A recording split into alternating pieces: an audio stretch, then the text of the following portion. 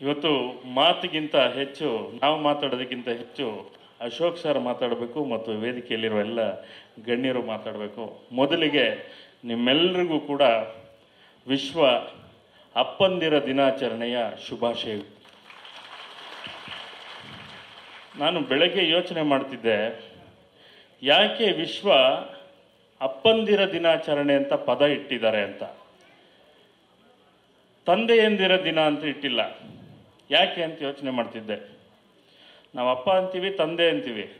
ಆದರೆ ಕನ್ನಡಕ್ಕಿರುವ ಭಾಳ ದೊಡ್ಡ ಶಕ್ತಿ ಏನು ಅಂದರೆ, ಯಾವ ಪದವನ್ನು ಎಲ್ಲಿ ಹೇಗೆ ಬಳಸಿದ್ರೆ ಯಾವ ಅರ್ಥ ಧ್ವನಿಸುತ್ತೆ ಅಂತ.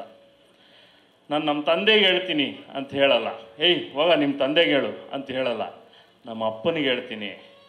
ತಂದೆ ಅಂತ ಯಾವಾಗ ಹೇಳ್ತೀವಿ ಅಂದರೆ ಸ್ವಲ್ಪ ಡಿಸ್ಟೆನ್ಸಲ್ಲಿ ಇಟ್ಕೊಂಡು. ಮೇಷ್ಟ್ರುಗಳೇ ನಿಮ್ಮ ಅಪ್ಪನ ಕರ್ಕೊಂಬ ಅಂತಾರೆ, ಹೊತ್ತು ನಿನ್ನ ತಂದೆನ ಕರ್ಕೊಂಬ ಅನ್ನಲ್ಲ.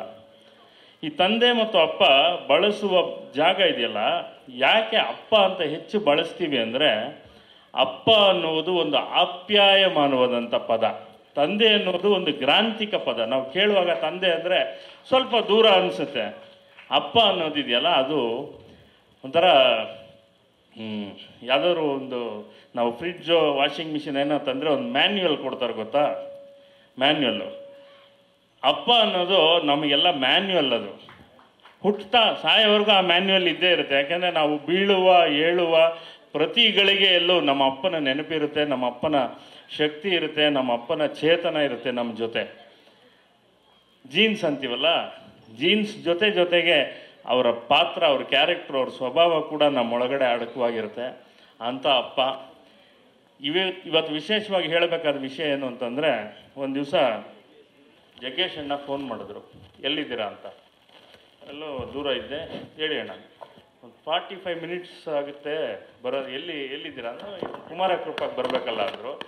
ಬರ್ತೀನಣ್ಣ ಅಂದೆ. ಸೀದಾ ಏನು ವಿಷಯ ಗೊತ್ತಾಗಿಲ್ಲ, ಹೋದರೆ ಅಶೋಕ್ ಸಾರು ಜಗ್ಗೇಶ್ ಸರ್ ಇಬ್ಬರು ಕೂತಿದ್ರು. ಇಬ್ಬರು ಆಗಲೇ ಒಂದು ದೊಡ್ಡ ನಾನು ಯೋಚಿಸೋದು, ಒಬ್ಬ ರಾಜಕಾರಣದ ಮನಸ್ಥಿತಿ ಇರೋರು ಸಾಂಸ್ಕೃತಿಕವಾಗಿ ಹೇಗೆ ಅವ್ರ ಮನಸ್ಸನ್ನು ಇಟ್ಕೊಂಡಿರ್ತಾರೆ ಅಂತ.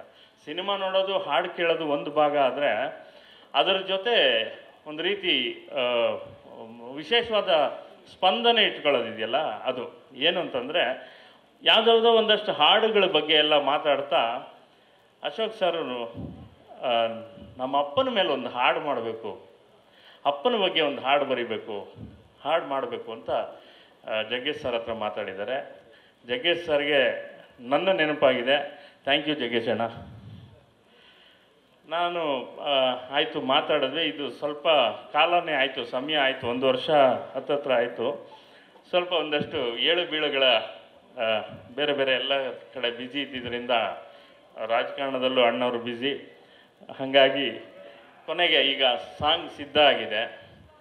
ಅಪ್ಪನ ಬಗ್ಗೆ ಇರುವಂಥ ಹಾಡು, ಅಪ್ಪಂದರ ಬಗ್ಗೆ ಬಹುಶಃ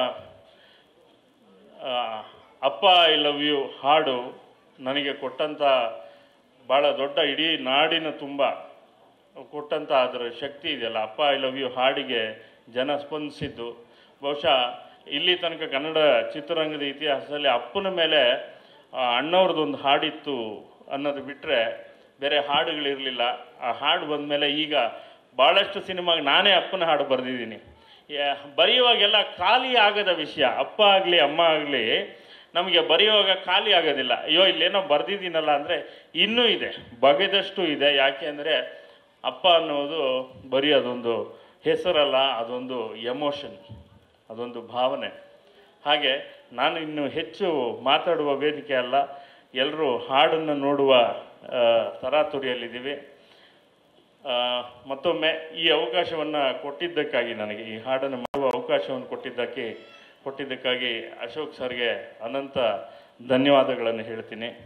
ಇನ್ನು ಈ ಹಾಡಿನ ಬಗ್ಗೆ, ಈ ಹಾಡಿನ ಹಿಂದೆ ಅವರು ಮತ್ತು ಅವರ ತಂದೆಯ ಆ ಎಮೋಷನ್ ಬಗ್ಗೆ ಅಶೋಕ್ ಸರ್ ಮಾತಾಡ್ತಾರೆ ಅಂತ ಹೇಳ್ತಾ, ಈ ಹಾಡನ್ನು ನಮ್ಮ ಕನ್ನಡದ ಖ್ಯಾತ ಗಾಯಕ ರಾಜೇಶ್ ಕೃಷ್ಣನ್ ಅವರು ಹಾಡಿದ್ದಾರೆ. ಮ್ಯೂಸಿಕ್ ಬಜಾರ್ ಯೂಟ್ಯೂಬ್ನಲ್ಲಿ ಇನ್ನೇನೀಗ ಬಿಡುಗಡೆ ಆಗುತ್ತೆ. ನೀವೆಲ್ಲರೂ ಅದನ್ನು ನೋಡಿ, QR ಕೋಡ್ ಹೊರಗಡೆ ಇರುತ್ತೆ, ಅದನ್ನು ನಿಮ್ಮ ಮೊಬೈಲಲ್ಲಿ ಸ್ಕ್ಯಾನರ್ ಮಾಡಿದ್ರೆ ಸಾಕು, ಹಾಡು ಬರುತ್ತೆ, ಹಾಡು ನೋಡಿ ಖುಷಿ ಪಡಿ. ನಮಸ್ಕಾರ. ನ್ಯೂಸ್ ಫಸ್ಟ್ ನಿರ್ಭೀತಿಯಿಂದ ನಿಮ್ಮ ಪರವಾಗಿ.